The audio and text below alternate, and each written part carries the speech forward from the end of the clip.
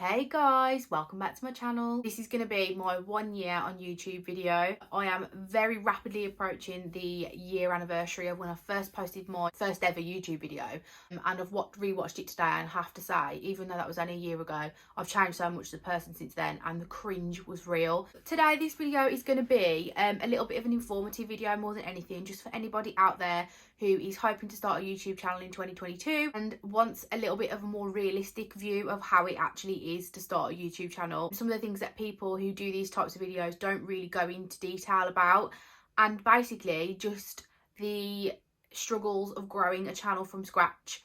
It's not always as easy as it sounds, and people who do these videos make it sound really easy. This video is not meant in any way to discourage anyone from starting a YouTube channel, but I think it's really important that you get the other side of what it's actually like to film videos and get like 45 views on a video that you've spent probably a half a day editing, uploading, filming. So if you are someone who is hoping to start a YouTube channel in 2022 and you are looking for a little bit more info on it, all you've got to do is keep on watching. The first point that I want to make is how hard it actually is to grow on YouTube. When you start a YouTube channel from scratch, the YouTube algorithm will not pick up your videos straight away. Other people's videos that I've watched like this have already got a big following elsewhere, like they've got a following on TikTok, or they've got a big following on Instagram, or Pinterest or something like that, and then they just bring in that audience over to a different social media platform. So starting from scratch is really difficult, and I definitely think you do have to give it a good year to 2 years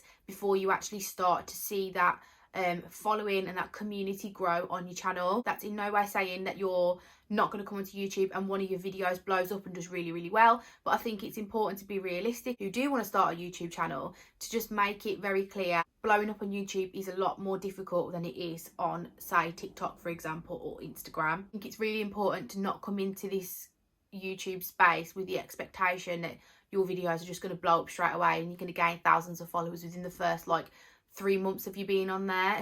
Well, for me it's over a year now. I still haven't had a massive influx of people watching my video. A couple of my videos have done really well, and I'm going to get into that a little bit more later on in the video. It's really important to just not be disheartened by not getting loads and loads of views on your channel initially. As long as you're doing it for the right reasons, making content because you enjoy making content, it shouldn't bother you. It doesn't bother me. A lot of my videos I get 40+ views, and that is obviously not a lot for the amount of time and effort that I've put into it, but it doesn't bother me in the slightest because I enjoy doing it and it's a creative outlet for me, and it's something that doesn't discourage me. So I just want to get that message across that regardless of views, if you enjoy making the content, you should keep doing it. My second, what they don't tell you, that finding the time to film YouTube videos when you have a very busy lifestyle is very difficult, and also the amount of time it takes to produce, film, upload, edit a YouTube video, a lot more time consumed than you probably would think.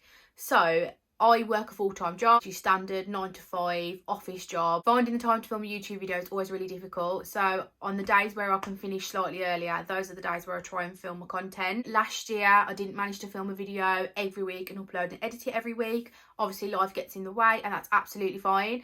So it is difficult to stay consistent when you are a very busy person or you do work full time. The best thing to do is to allocate 1 day a week where you're going to film, edit and upload, and just do it all in one go.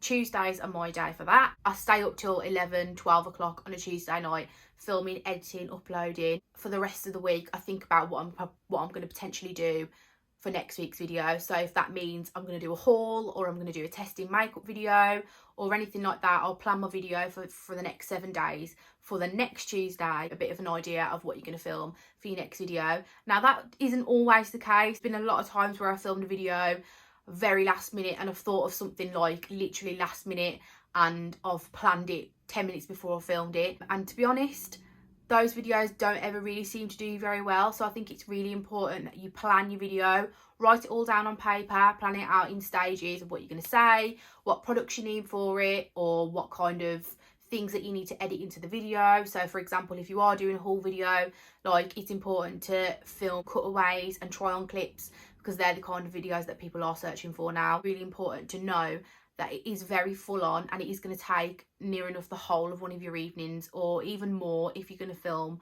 more than one video a week. It's very important to plan ahead. My third, what they don't tell you, is that you can't really make videos about what you want to make them about initially. It's a very strange thing to say, but nobody is going to want to watch a video about something that you really like that they're not interested in unless they're invested in you as a person. So for example, starting a YouTube channel and just starting to vlog your life when you've got 0 subscribers is probably going to be really difficult. So for me, I've always wanted to do a lot of makeup focused videos and a lot of testing new makeup product sort of videos, because that's what I'm really interested in. But for some reason I've ended up falling down more of a fashion kind of route with my YouTube channel, because unfortunately for me, that's what people are interested in at the moment. And in order to establish that following on your YouTube channel, you have to make videos about things that people are searching for. It's really important to remember that YouTube is a search engine in essence. People are coming to YouTube to search for things that they've seen elsewhere. Basically what I'm trying to say is you can't really film videos about things that people aren't interested in, because you're not going to get any views and you're not going to get anywhere, and then you will get really disheartened. Know what your niche is, and to also know what is trending and try and have a little bit of a hybrid of the two. So for me, for example, for my channel specifically, I like fashion, beauty, lifestyle, skincare, that kind of thing.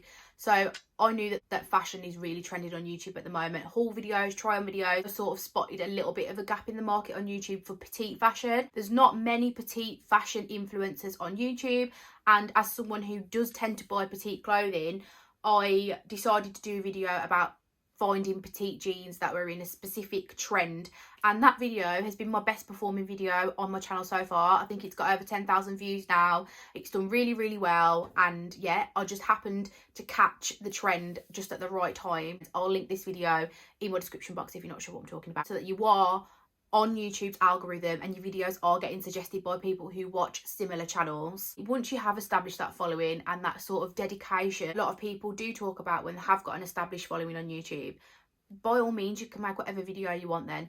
Vlog yourself going to the dentist. If you've got a loyal following, they will still watch it, and that's what's important. It's about building that base foundation first and just staying true to yourself and making good content that people do actually want to consume. Fourth, what they don't tell you is that making YouTube videos and being on YouTube costs a lot of money. This is quite specific to my type of channel. Obviously I've mentioned that I do makeup, beauty and lifestyle. That involves buying products. I've already mentioned this in a few of my previous videos, but if you're going to film videos about fashion and about makeup and things that are trending, you're going to have to buy those products until you're in the fortunate position where brands do send them out to you for free because they want you to film content with it. This is obviously something that comes a lot further down the line in YouTube. I will say though, even with my under 500 subscribers, I have still had things sent to me from brands that the number of subscribers you have doesn't necessarily mean that your channel is bad. It just means people haven't found you yet. But the costs involved of buying those products initially then can get very expensive. Take it from me firsthand, the amount of clothing and makeup that I've bought since I've started this YouTube channel has been astronomical in regards to how much money I've spent. It's not even the only thing. Equipment as well. The ring light I'm using cost me money. I did upgrade my phone to a pro iPhone for the camera purposely so that I could film these videos, and even that costs me a lot more money than I would rather pay for a phone per month. Initially it is going to cost you money regardless of what kind of channel your channel is going to be. Fifth, what they don't tell you is the YouTube algorithm. Now this is quite an obvious one. Obviously to get your videos noticed you need to be picked up on YouTube's algorithm. YouTube's algorithm is very difficult to understand. Sometimes I think I'm on it, sometimes I think I'm not. People have told me that they've seen my videos suggested on home pages and now I don't get hardly any views on my videos at all. I already mentioned previously that YouTube is a search engine, so people are searching for things. So doing things like keyword research is really important. Giving your video titles as much context as possible so that the person who's looking for that content can actually find it. Algorithm to me is a mystery. It still is, and it always has been, and I genuinely think a lot of the time it is just down to pot luck. It's just about building your foundations as a content creator and just kind of establishing that initial audience and people who are going to follow you and enjoy your content first. For me, as a small content creator, the algorithm will pick me up one day and one of my videos will blow up, and it's something that I truly believe in, and as long as you're committed to it, there's no reason why it can't happen. The final what they don't tell you is that making money on YouTube is really, really difficult initially. Start with 0 followers and just think you're going to start making money from views straight away. There are a few thresholds that you have to meet to actually start making money on YouTube. I personally haven't met those thresholds yet, but I'm not bothered if I don't, to be completely honest with you. I just enjoy making the content, and that's what's important, that you're doing it for the right reasons. Unless you have 1,000 subscribers and 4,000 watch minutes on your channel, you will not make any money from views and YouTube alone. That's not to say that you can't make money through affiliate marketing and also sponsored videos, but again, when you're a smaller YouTuber, those things are hard to come by, especially if your videos aren't getting many views. It's very unlikely that you'll get a sponsored or paid ad. But that's not to say that brands won't send you products. I've had quite a lot of products sent to me now for free. Normally, when you're a smaller YouTuber, they say, oh, we'll send you this for free if you make a video. That's great. Yeah, that's fine. You're getting free products and that's giving you things to make content about, which is amazing. But you will not get paid for making that video because the payment is the product. You're not going to make money from YouTube straight away just by views alone unless you have made that threshold. If you're coming to YouTube to make money, which, let's face it, call a spade, that's the reason why most people make YouTube videos now. It's really, really important to make YouTube videos for the right reasons. And as I said throughout this whole video, lack of views and subscribers should not deter you from making content if it's something that you truly want to do. I'm using myself as an example. I'm a year down the line. I've not met either of the thresholds and I'm not bothered because I enjoy making content. And it's something that I'm going to continue to do because I really, really enjoy it. I think I just want to add this on the end because it's just something that's popped into my mind. I do think it's very important to have a backup social media platform. For me, that is TikTok. I do a lot better on TikTok than I do on YouTube, but YouTube has always been my passion. You can still make a lot of money off TikTok doing the same sort of things, affiliate marketing and sponsored videos and views. But for me, YouTube is that one that I've always wanted to focus on. I enjoy the creative outlet of YouTube where you can sort of help to generate those followers to drive the traffic towards your YouTube channel, because I definitely think some of my subscribers on this channel have come from my TikTok. That's everything that I've got to say. I hope that's helpful for anyone who's looking for this video or anyone who just wants the perspective of someone who hasn't hit the ground running, who hasn't blown up on YouTube, because let's face it, that's not something that happens for everybody. That's not everybody's journey, and sometimes the hard slog is a much more rewarding journey. If you're out there and you've started a YouTube channel and you're in a similar situation to me and you're a small content creator, just keep on going, because if you're doing it for the right reasons, which I've said about 20 times in this video, you know, it shouldn't bother you, and there's space for everyone on this platform regardless of how concentrated the market is. And there's one thing I want to say before I close this video out. I watched a podcast with Stephen Bartlett with a guy who specialised in procrastinators and teaching people how to, I can't remember his name. I feel really bad because I should know this, but I'll link the podcast in my description box. But he said that when he coaches people to how to make YouTube channels, if you make one video a week consistently for 2 years, he is pretty much certain that you will make a go of a YouTube channel. So take that how you will. So I just want to say thank you very much for watching. If you've not subscribed, please do consider subscribing and join me on my journey, and give the video a thumbs up because we know that helps with the YouTube algorithm, which I've mentioned in this video.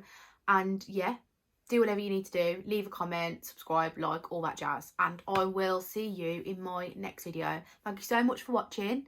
Happy 1 year on YouTube to me, and I'll see you in my next video. Bye guys.